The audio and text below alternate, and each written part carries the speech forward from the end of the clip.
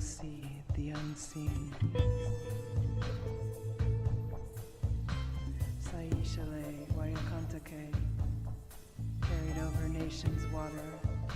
Saishale Wehasate, Earthkeeper, you have broken through the protective embrace. Now face the visions put forth long ago. Wisdom from the heart of the mother, revealing the patterns of your heart. You are a teacher, the keeper of the lands. Wisdom from the heart of the mother. You draw forth secret wisdom with every breath. Keep close to us. Waishale, Wakantake. Sit without fear. Trust us to show you light. You have worked hard to hear us, and now it is time that we reveal to you the patterns of your heart. Saishale, Wahasate, Saishale, Wayakontake. Earthkeeper, I am the hawk, and you are the eagle. We are the people of the elements, watching over the land through the heart of this great mother, and her compassion, her companion, Father Sky. We dance in between worlds, carrying visions of peace. The trees and rocks, the protectors stand guard, fly through time, carried by wind and water, burning broken promises of times past. A love that knows many lifetimes seeks to unite your heart and mine. Earthkeeper. Hi, welcome back to New Heart Transformation on Soma Fusion Media. Today I have a dear friend, Joshua T. Berglund, with me. How are you doing, Joshua? Hi there. How are you? My voice just, I guess I just hit puberty. My voice just cracked. Holy awesome. crap. I'm 41 years old and I hit puberty. It's about time. How you doing? I'm good. I'm so excited to talk to you. I was actually reflecting on what God presented for me to have as a baseline for what we talk about today.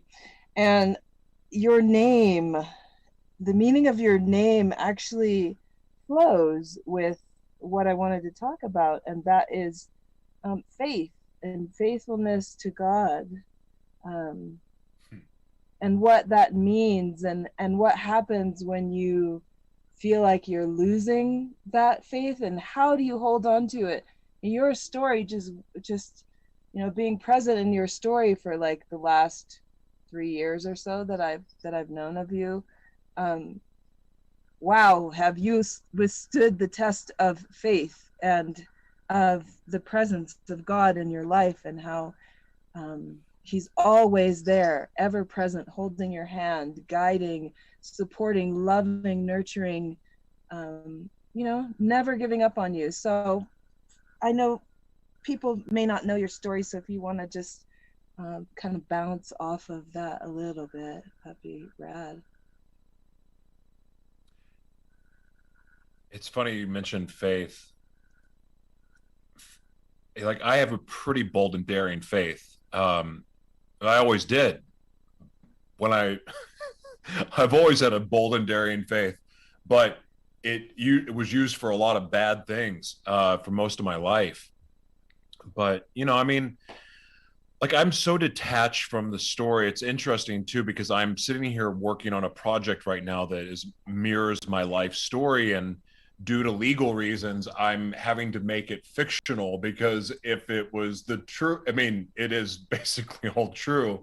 I'm only changing a few things because I'm worried about, going to jail and being sued and all that stuff. Because, I lived a pretty evil, rambunctious, debauchery fueled life. I mean, it's probably no coincidence that rock stars, Motley Crue and David Lee Roth, and like all the hardcore rock stars were the people that I was just drawn to as a kid. But I was also drawn to the dark arts, and I found so much comfort and refuge in just that darkness, like just being drawn to evil. I remember the first time I saw a pentagram, and I was like, oh, that's cool. And I don't even know why. I don't know why it felt safe. Like when I saw witches and, goth people, I was like, I just drawn like, oh, this is safe and comfortable. I don't know why. I don't know why. I don't know why that I was chosen. Of course, I don't say I was chosen to be molested. Like, I have a really hard time knowing if we really choose our trauma or not. I had an argument with another fellow believer the other day about this, because it almost seems like God only gives us what we can handle. That's perceived good and bad things. And at the same time, everything that we go through in life, we have an opportunity to make it beautiful. Like, you can take your trauma and it fuel your purpose. It can give you life. Like my trauma, being sexually abused by men and women, being abandoned as a child, being physically abused, like, it's all a gift. It's all a blessing now. Amen. Yeah. So it's almost like our trauma is predetermined, like it's going to happen to us, but we're given the tools to heal from it and then go teach others how we healed. But I don't need to get caught up in the weeds of whether or not we are, we really choose our trauma or not. It doesn't matter. But the fact is that I experienced trauma, but no trauma that happened to me or happened for me was worse than the self-inflicted trauma that I did to myself. I mean, sure, I was, raped and anally penetrated and forced to perform oral sex on two guys when I was 7 years old. And, my female babysitter decided to have some fun with me, and other people, raped and hurt me. But at some point, as I've gone on my healing journey, I've started to be able to, I used to get visions of what happens in the future. Well, now as I heal, I'm starting to get visions of the events that happened before, and I'm starting to be able to reframe my trauma. Like, for instance, I told you about being anally penetrated, and forced to give oral sex to these two guys that raped me. And like, that shouldn't have happened, right? But the day before, because it was thunderstorming outside, we couldn't play baseball and football or whatever sports we played out in the yard in our neighborhood. We went inside, the guy popped in a porn tape, and like, instinctively, not knowing what I was doing, I started masturbating. I started touching myself, aroused. The very first time I saw a penis go into a vagina, like, I didn't know what that was, but I was turned on by it. Mm-hmm. Like, I still don't know what that's about. But like, in some way, I'm looking at this going, yeah, I kind of baited him. Because I know now, like, if I see boobs or something sexual, I'm aroused and like, I want to go like touch them. I don't, because I'm married, but I mean, like, that's like this instinct, right? Like, this is what people go through. So like, did I do that to them? Did I have a role in my sexual trauma? I don't know. I mean, it sure seems like it to me. But I've been able to heal and move on from all of that and be able to speak of it freely, like somebody gave me bubble gum, not rape me. But I'm just detached from it. Like, I have no emotion towards it. Now, here's what I would say though. Like, for all of those things that happened to me, I'm the one that chose to use meth 4 days in a row and sleep with 25 people in a 4-day setting, like multiple times. I'm the one that chose to inject meth into my system and, be up for a week straight and having sex with God knows what, but I did this all the time for over 20 years. Like, it ramped up. I was doing all of those things. That was way worse for me than my decisions are, or why I have HIV. My decisions are why I lost the right to see my children. My decisions are, or my choices are why I lost everything and ended up homeless. Those are like, I'm responsible for all that. So the hole that I dug myself out of by the grace of God is due to my relationship with the Lord. But I didn't have to make things so freaking hard for myself. No, you didn't. But the beautiful part is you can tell the story now, you know? Yeah. Without being attached to the story. And that's what I love about your journey. I'm sorry, I didn't mean to. No, please interrupt me, because I mean, honestly, I don't even know where I was going with that. You're going to the this is what has happened. Yeah, and you can be in the deepest, darkest depths of hell that you created yourself. When you're so far from God's will and purpose for you. But here you are. You went and you did that, and you brought yourself back to this amazingly beautiful life that you have, you know, which is the one that God set forth for you. That's right. And the point that he wanted me to bring today also is he brought Joseph into my mind. And you know that I have not read the Bible through and through, which I'm actually working on right now. I'm in the process too for the first time. I get it. I'm very proud of it. So, but yeah, Joseph and his coat, you know, the coat is symbolic of how God's grace and love just embrace you and hold you, and you know, and it kind of carries your dreams, right? Yeah. Because the comforter, you know, you're comforted regardless of what the heck you're doing. There is a plan for you, even if it's not obvious.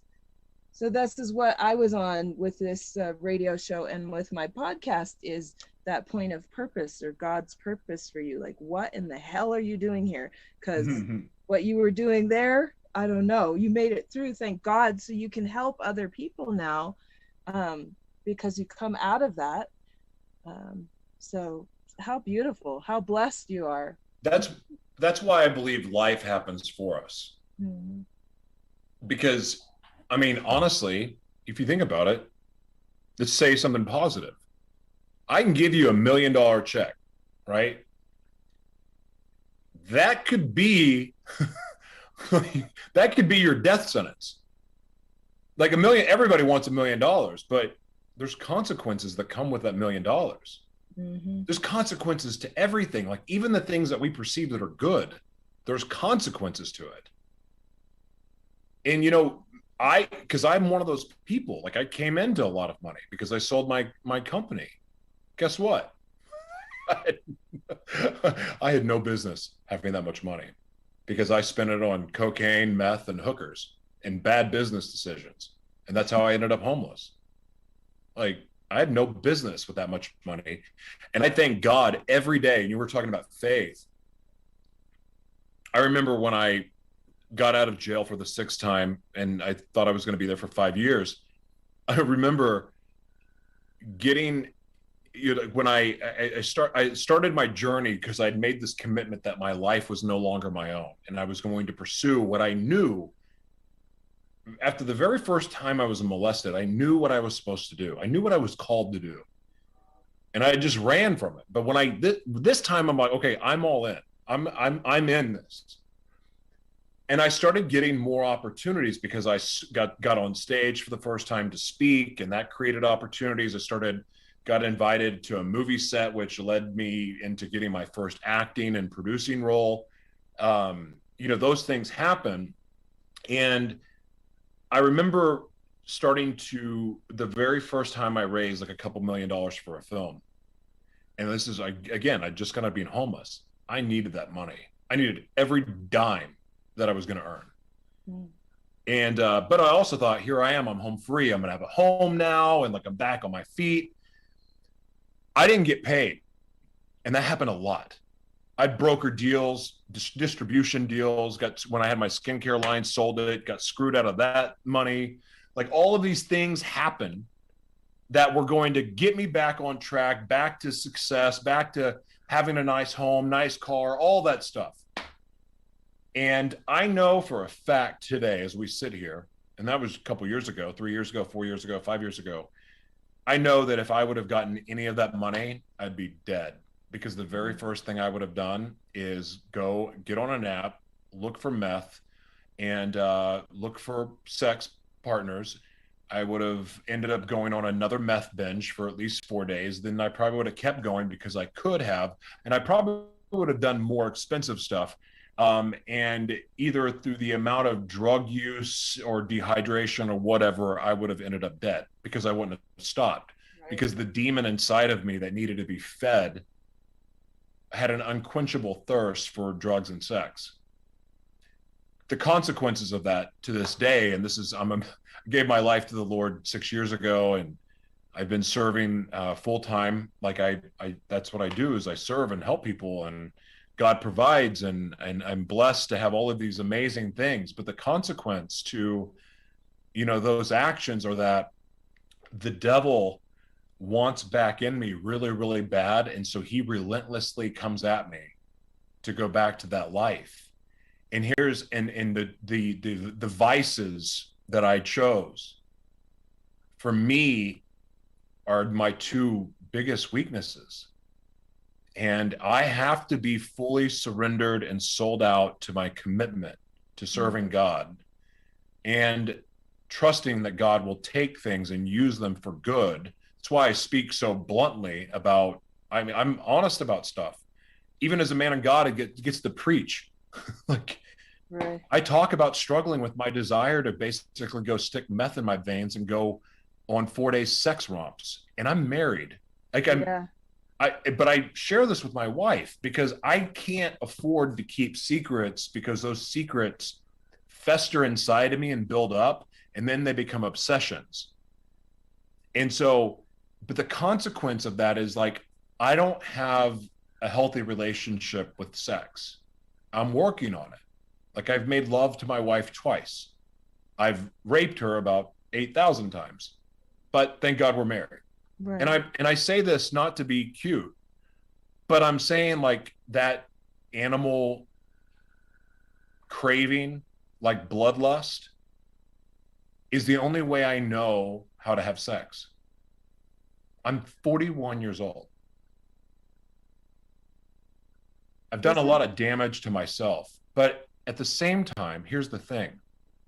I haven't gone back to my old life, because I'm trusting that by speaking about the things that most people keep secret, that by speaking it, I'm releasing it, and I'm allowing God to use it in some kind of way. Because I know preachers, men of God, women of God, people in the church, whether you're a believer or not, regardless of who you are, like, a lot of people like to poke their finger at Christians and go, see, I knew he was a fake Christian. F you. Like, you're a human being. Like, giving your life to Jesus doesn't just erase your bad decisions or your bad habits or the desires that you have, because your heart changes, but you know what? Your mind will take over your heart if you let it. Like, it's work. It takes work for me to stay on the right track, but here's the thing. It's been worth it. Well, I mean, because God's restored my life.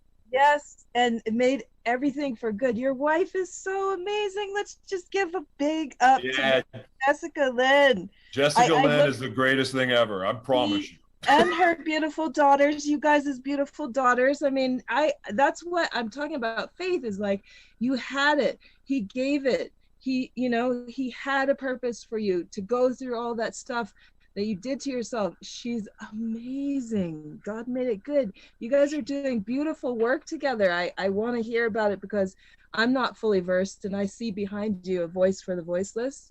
So do you want to talk about that just a little bit? Yeah. So we met February. We met in person for the first time Valentine's Day last year. I started coming here, but we came, like, I was already in love with her, but we were just kind of like friends, and working together. But I was already in love. Like I just knew she was the one. I knew it. And even though I've been married and divorced 3 other times, like I genuinely, for the first time, made the first non-codependent decision of my life. I knew she was the one, but I could also be patient with her. It wasn't until I came back to visit for the third time, that third visit, and I thought I was going back to Los Angeles, but that third visit, the riots happened in Minneapolis. The George Floyd would after George Floyd was murdered, and I just felt led to stay. Right around that time, also, I heard God say the word "go," and I knew what it meant. It's funny how what God will give you one word, and you just know what the whole picture is with the one word. Like, how did "go" translate to start a nonprofit media organization, start your own broadcasting network, start producing movies, blah blah blah blah blah. Like, but I had a vision for it, and I'd been waiting to go. Okay, I know all of this stuff. I've produced films. I didn't get paid for them. I got screwed out of it. I've been acting. I have a talk show. I know product placement. I know distribution.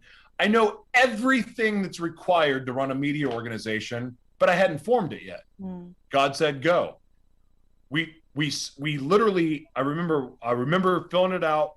We made the decision that we're doing this together. So we do that. And then a week later, we find out that we are now the owners of a broadcasting network that covers TV, radio, podcast, and social media. And then we get hired to make a movie. Like, we get paid to make the movie, right. Which doesn't happen. And little by little, we started getting involved. Well, we were working with ministries and nonprofits. Then we started serving in the community every day. We got hooked up with food and clothing resources. Under Jessica's leadership, we're going out and serving in the community. That all happened.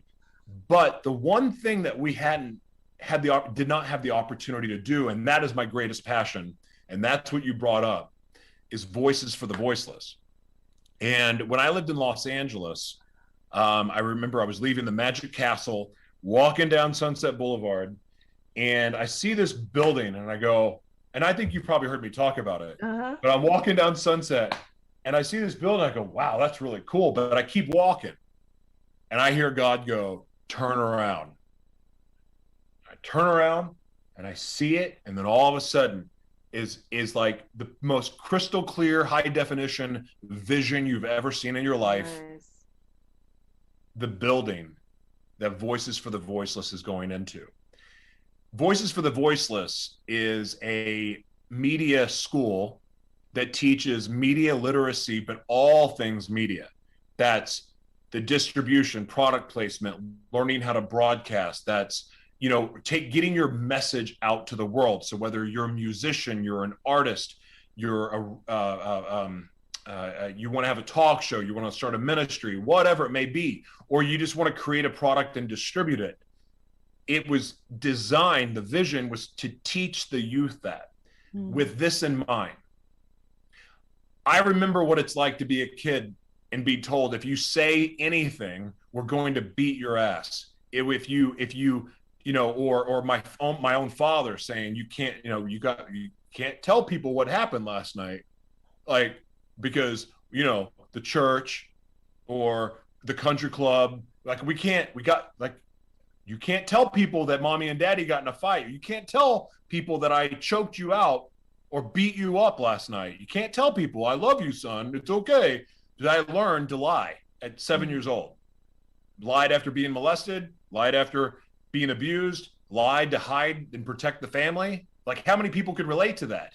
Right. Like, how many people have lied going, well, we have to protect the family because we don't want the kids, to hate their father or to hate their mother. Bull crap. So anyway, I know this for a fact. A kid is a lot easier to heal than a grown man. So, and I also know that if a kid feels safe, a kid's going to be honest because they don't have filters until you beat the stuff out of them for saying, like, you get on to them, right? That you catch them lying or they do something wrong, and then they're scared to admit it. So they learn to lie because they're worried about getting in trouble. Yeah. But when a kid feels safe, guess what? It's all coming out.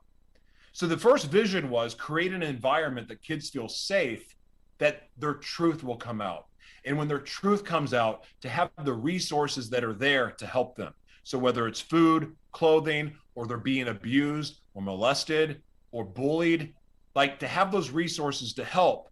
But at the same time, because I've worked with so many inner city youth and learning what some of these kids go through just to get to school, and learning that their own families tell them, like, who do you think you are? This is not a white kid problem. Very rarely is this with white kids, but in the African American and other minority community, this is very prevalent, especially in your inner cities like Chicago, New York City, LA, Miami, that the parents will say, who do you think you are wanting to be a teacher? Do you think you're too good for us? Oh, you want to be a doctor? What, you trying to leave us? You're not ever going to be a pro athlete. What's wrong with you? You think you're going to be a rapper? You're too stupid to be a rapper. Whatever it may be, their own families hold them down. It's not even society. It's their own families that do it. So these kids grow up with no hope. I know what it's like to not have hope, and it sucks. You might as well kill me. But I want to teach the kids, because moving forward, and here's a fact, and whether your audience is going to think I'm insane or not, I don't really care, but this is the truth. The robots are coming.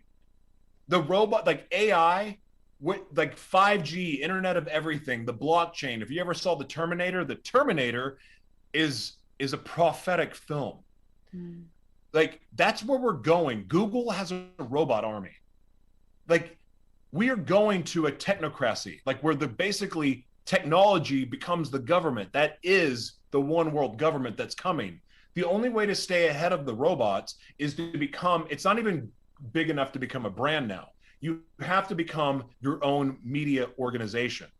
So the youth, and I love to help ex-cons. I love to help adults too, because like me, I can't go out and get a job. My record's too crazy. Like, no one would hire me, even though they probably should, because I'm really good at what I do. Yes, you are. I mean, they should, because I am really good at what I do. And I'm not saying, I say this humbly, but I wear the gift that God gave me out because I love to use it to help other people. It's my greatest passion in life. But the youth are our future. And if you can heal the youth, you can break the cycles of abuse. You can break the cycles of addiction. You can break the cycle of cheating and breaking up homes and abuse. You can even stop mental illness.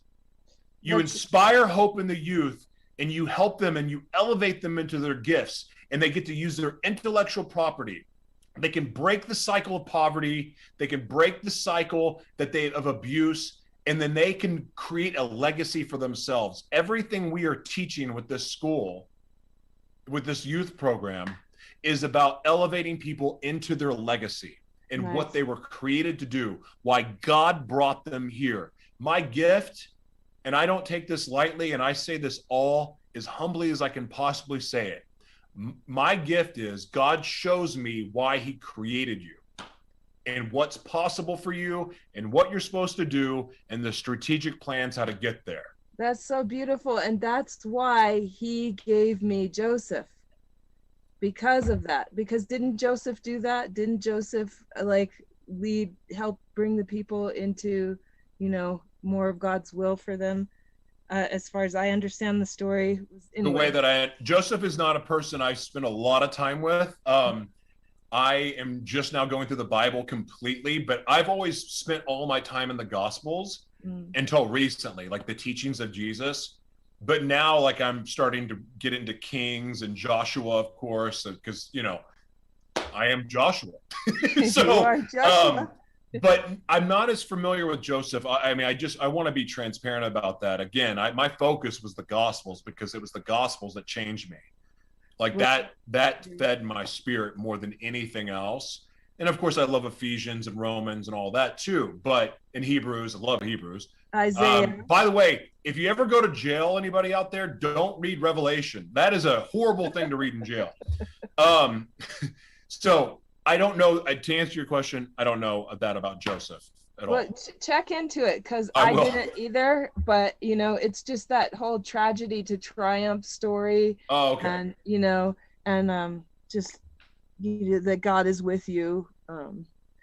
Anyways, I love what you were saying about reframing trauma. I'm actually in school to be a hypnotherapist. It just sort of appeared for me. Ha Mhm. ha ha. You know how God does?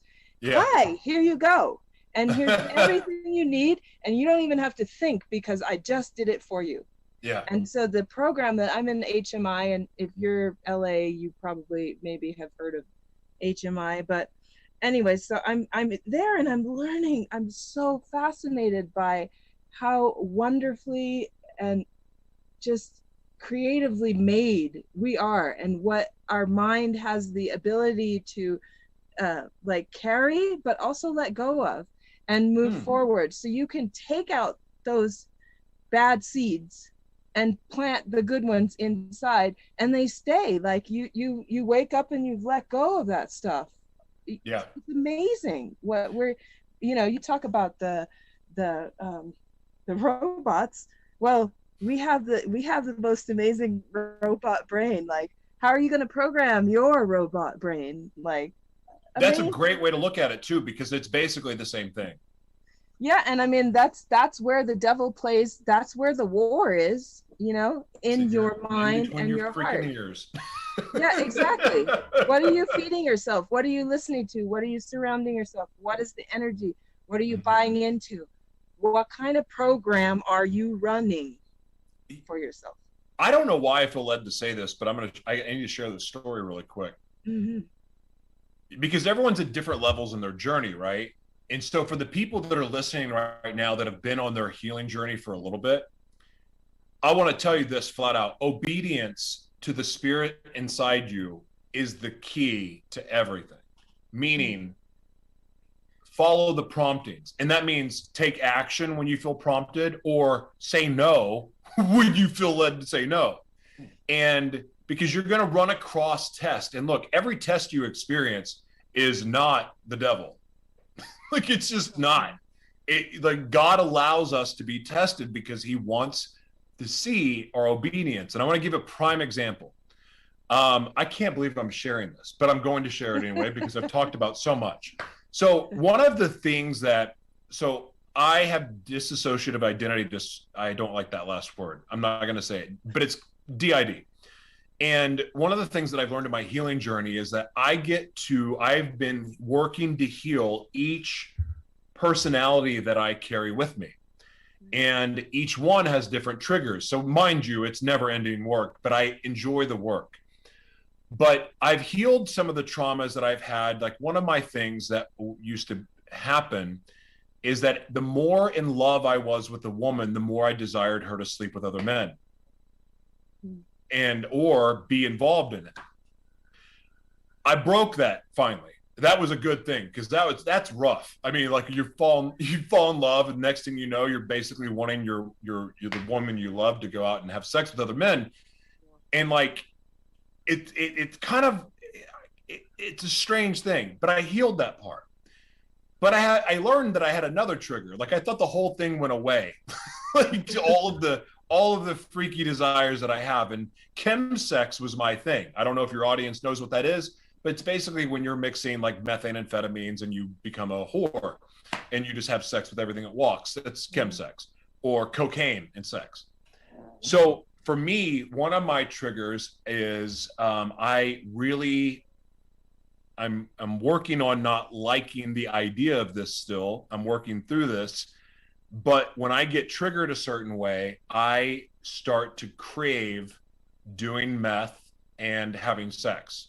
Like, it's this wonderful, my brain processes it like it's like it's going on recess or going out for ice cream. Like, some people cope with ice cream or they go shopping. My coping mechanism is chemsex, just straight up. So and I learned today something that happened. Like, God showed me something. I finally broke free of this fog that had been over me, because I'd been wrestling with these attacks, and they come to me in my sleep, and I'm always trying to get rid of it. I can't get, and it's been very frustrating. And I talk about this on Gratitude Unfiltered. I'm always honest about this. Like, I don't hide it. But at the same time, if talking about it, it doesn't mean it goes away necessarily.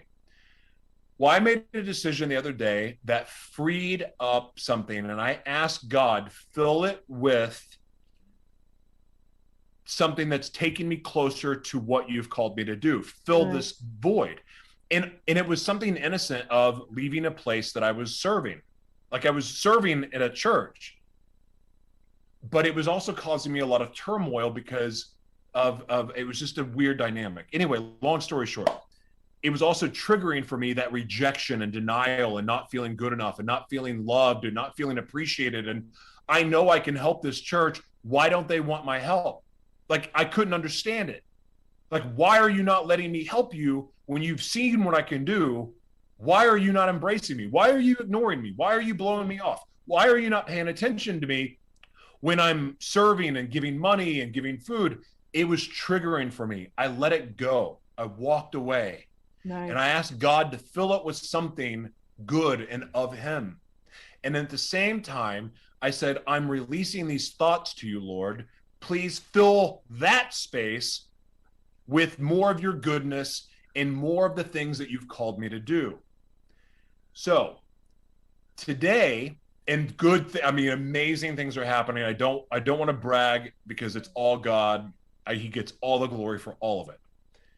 Today, one of the things that I realized that started this process months ago that worked its way up to being this fog was that I had somebody, I get a lot of naked pictures sent to me, men and women both, because I've been open about, right.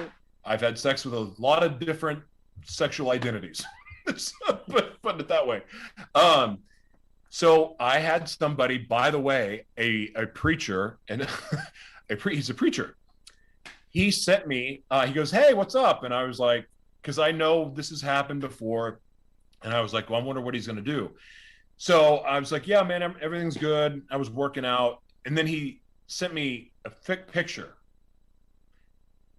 And I was like, oh boy. So I was just going to delete it. And that was it. And then I was going to block it. And I go, no, I need to tell him. And I messaged him. I said, stop sending me this stuff. I go, the truth is that I probably would F your brains out. But what that does for me is when I start to let my brain go there, then I start desiring meth and orgies and everything else. I said, so respectfully, do not send me that anymore. That was it. Good for you. So, of course, it hurt his feelings, but for me, that was a test, a God test, not a devil test. That was a God test.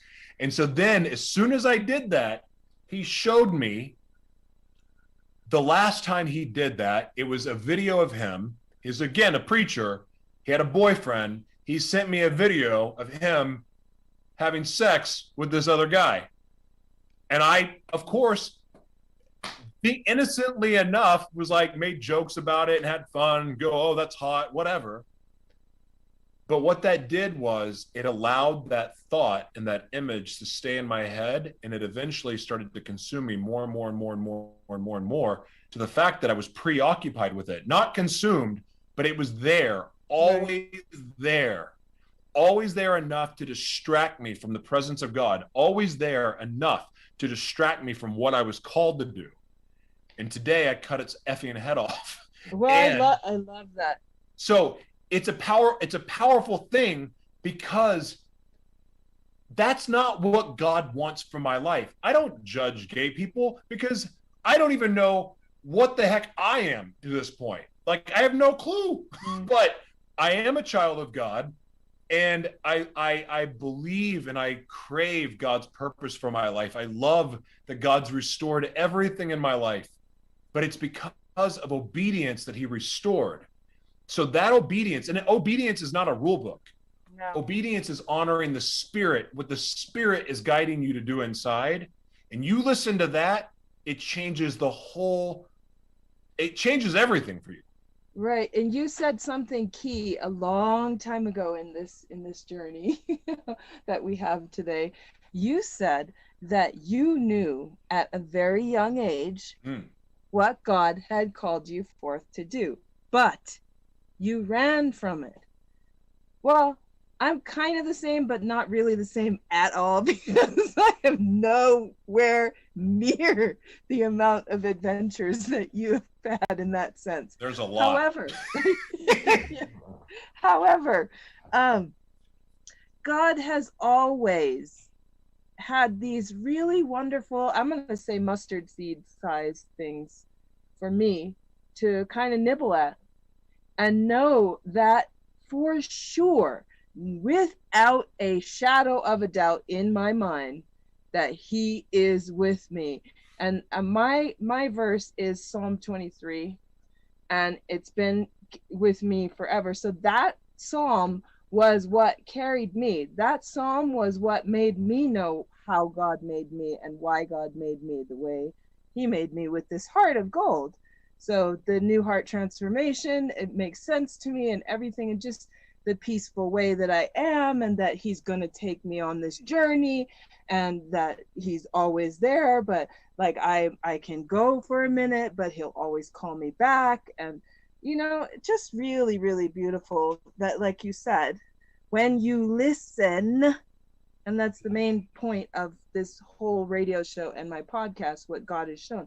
When you listen, when you're obedient, when you're disciplined, when you have the discernment that he gives you, when you make your eye one, when all these things come to be, you'll understand. And those things, yeah, you'll get a little trigger here, but you have the wisdom that he gave you to have the discernment to be like, cool, yeah, no thanks, been there, done that, and I ain't going there again. Yeah, I have that thought, but no thank you.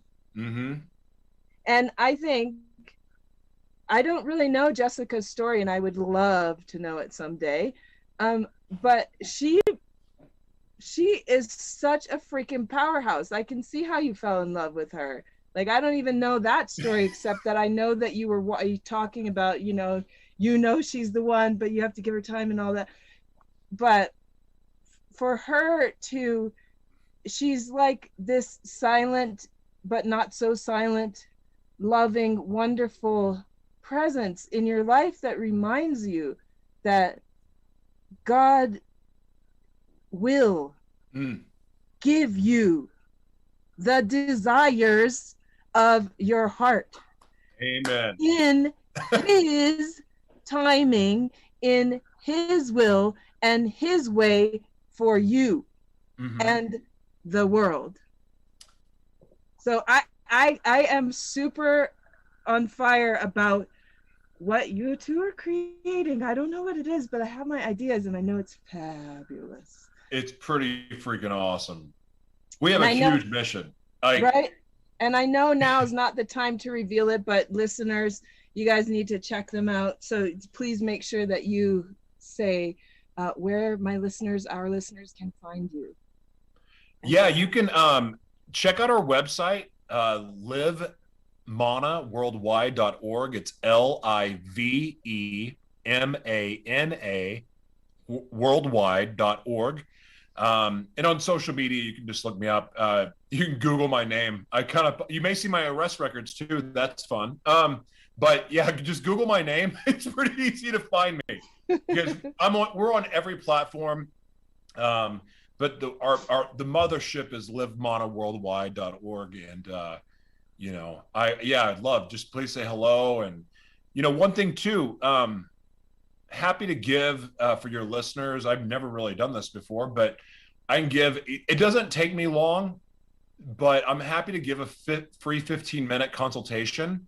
And anything media related, anything distribution related, anything brand related, it's funny how quickly God will work and show me what I need to see. And here's the thing.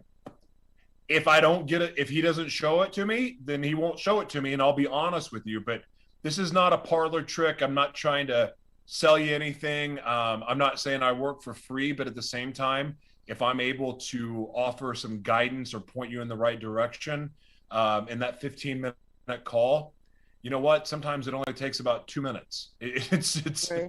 It's just one of the things, but you can contact me. I'm happy to do that, but a free 15-minute call. And I will tell you that most people I work with, it happens pretty quick. So, and I've been very blessed to get to work in a lot of different industries, but getting to use the gifts that God gave me allowed me to see it as one thing. And it's really interesting. I want to say this last part.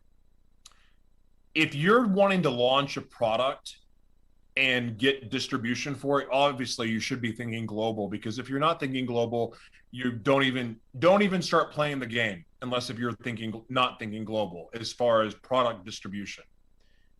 But distributing a product is no different than starting a TV show or distributing a film. It's all the same. It's the same process in different order, but you're doing the same things. Mm-hmm. So it's not so different. And I obviously a lot of people look at that and go, what? That didn't even make sense. I promise you it's the same. And I love to show people that and show people the mentality that you need to have moving forward into the new world. And that is to see yourself as a media organization. And there's multiple layers to the meaning of that. But it's the idea is to get everyone, and not everybody will do it. Not everybody will try, and not everybody will have the faith. But if you can see yourself as the media organization, then your whole world will change, because you start to see all of the different opportunities for you to be yourself and monetize it. Yeah, and that, you know what? When I first approached you, I wasn't ready, and that's why I didn't follow through. And then something happened, and God gave me the push, and he's like, here's the name, here's the person, here's the way, here's the opening. So I will definitely be in touch with you and Jessica in regards to, what we can do from here. Now that I'm comfortable in this skin, mm-hmm. I really love doing this. I'm so passionate. Yes, it's so fun. And it's so awesome to hear people talk. And even sometimes, like you, I sit there and I'm like, what the hell am I going to talk about for an hour? Like, I don't really have a topic, but God does, mm-hmm. And here we are. And how amazing. I feel so blessed, with your presence today. So thank you for taking the time. I'm honored. I'm sorry it took us so long to connect. Yeah, this is, and timing is important. And here's the thing. In that call, if people reach out to me, I don't care if you work with me or not. You can take what I told you and go anywhere. Mm-hmm. Now, what they know is what I know? Probably, I don't know. But I'm here to serve, and I don't care if you work with me or not, because there's probably a good chance that, I don't necessarily want to work with everybody I see either, but I am here to serve. And if God shows me something for you, then I will give it to you. And that's yours to do whatever you want with. Nice. I love this. Like I've never been able to figure out how to monetize the gift. And then until I realized that we are not to monetize our gifts. Our gifts are that. We were given this gift to give and give freely. And that's what I do. Now, if you hire me to do manual work for you, well, yeah, I'm going to charge you for that. But for me to speak life into you or give you a message or a word from God that can help you, that can change your life, there's no hidden agenda in that. We're all here. Our gifts are not for us. They're for us to use, but they aren't about us. It's our contribution to the world. And our trauma is not even about us. Our trauma is like, because we get the opportunity to heal from that, to teach others. That's our paying it forward. That's our global citizenship requirement, that we serve others and we help people and we give, because we're never going to get this earth, this planet, this world on track of righteousness until we start looking out for each other, and not in some liberal communist style way. I'm just saying, love, and help. That's it. Have an Yeah. attitude of gratitude. Have, you know, Space of serve grace. somebody. Space of grace. And you know that there's a line in Lauryn Hill's song that I adore, and it says, "How you gonna win when you ain't right within?" Right? That's How a you good gonna one. win when you ain't right within? So we all are here to Mm, help each other to get right within. Just because you've had these experiences happen to you, through you, whatever, um, it doesn't mean that you are that person. It doesn't mean that you are that experience. yeah. You have the opportunity to shift, shift what happened and flip it and reverse it. That's what I say. And you Flip it. can't do it until you get honest with yourself and you Exactly. start speaking truth, because those secrets are poison for your spirit. Yep. You And have to those get down and lies, dirty. Mm-hmm. yeah, And it's that's the other part. The other thing that I love is that the gate is narrow, mm, and many are called, few are chosen. And for me, that means to get through that gate, is you have to break the veil. You have to break through. You have to be willing that's right. to be that mustard seed. Get Yeah. through it. Just push it. Go through it. You have to look at how ugly and filthy and disgusting you Yeah. are. You're nasty. We're nasty. Oh I yeah. don't think I've ever heard of anybody who doesn't have one little dirty mustard seed nasty in somewhere in to be a human. Got I a would few. imagine even the Dalai Lama has one dirty little nasty mustard seed. Come on, Oh, something, he's a like, freak, by come the on. way. the man, there's nothing. Again, there's pastors out there like Ravi, who just passed away, was sexually abusing his staff. Mm. This is like one of the greatest men of God of all time, but he's afflicted, but he's had his demons too. Like, people act like their demons just go away and they never come back and they're free. You're effing lying through your teeth. It's not, oh, I'm delivered, I'm sanctified, or whatever that word is. No, you're not. You may be for this minute, but guess what? You can let that devil in just as quick, and it brings friends. Oh yeah, and It's crazy. it loves to find that little crack, find that little crack for you, and see how long you stay with it. Mm-hmm. And Or I hyper analyze. Like, even though I'm a quick thinker and like I move really, really fast, I look at all sides of everything. Like, I want to see every nick and cranny of it, because I like to understand it. It's like each one of my personalities want to understand it from a different way. But the problem with that is I hang on to things longer than I should. mm, And so I'm working on that now. But look, give yourself some grace. You're not going to be perfect. You're going to have a bad day. You're going to wake up, you didn't sleep good enough, and you're going to be a little grumpy, and you're going to tell somebody, you're going to say, Jesus love you, and then 5 minutes later, go tell someone to go F themselves, or you're going to try to bite somebody. Like, things are going to happen because you're a human being. mm-hmm. But forgiveness and asking for forgiveness and repenting from it, it's an amazing thing, regardless of what your beliefs are. Just saying, I'm sorry, and admitting you screwed up. I had a Mm-hmm. bad day. I'm really sorry. That was wrong. You may never be friends with that person again, especially if you try to bite them. But you know what? Eventually they'll forgive you, and you've done your part in asking for forgiveness. Now forgive yourself and move on. This Right. shame thing. Oh, and this is one other thing. Stay out of other people's relationship with God. It's none of your business. Like, Between you and him. focus on yourself. It's a personal relationship, because not everyone is going to be where you're at. And trust me, the further along you get, new levels bring new devils. So no one's getting out of here like, no one's getting out of here alive, and no one is getting out of here unscathed. We Right. all get to battle. And you know what? Appreciate those moments of calm. Appreciate those good moments of peace. But no, if you're going through a storm, you got someone there with you, and you are going to get through it. But that storm is going to teach you something, and it's going to prepare you for what's next. And he leadeth you to still waters through that storm.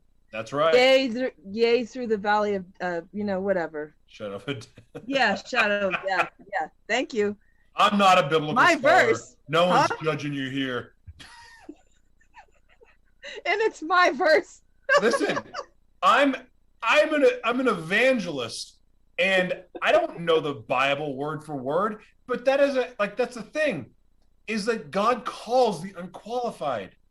Like, where you want to see, if you ever want to experience God, here's how you experience God the best way, is when you feel led to do something that you have no clue how to do it. You have no way, like you're going, this is going to end in disaster. This is insane.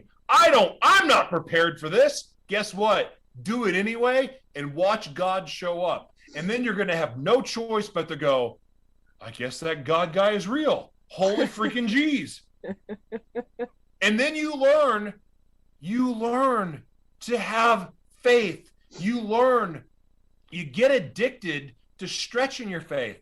Hey, I had faith all the time that my drugs were going to be okay and they weren't going to poison me and kill me. I had plenty of faith going into bathhouses going, well, I'm going to come out of here okay, or going to some stranger's house to have sex for 3 hours. Like, I had faith to do that. I think I can trust the guy that manufactured my life, the guy that manufactured and created my purpose.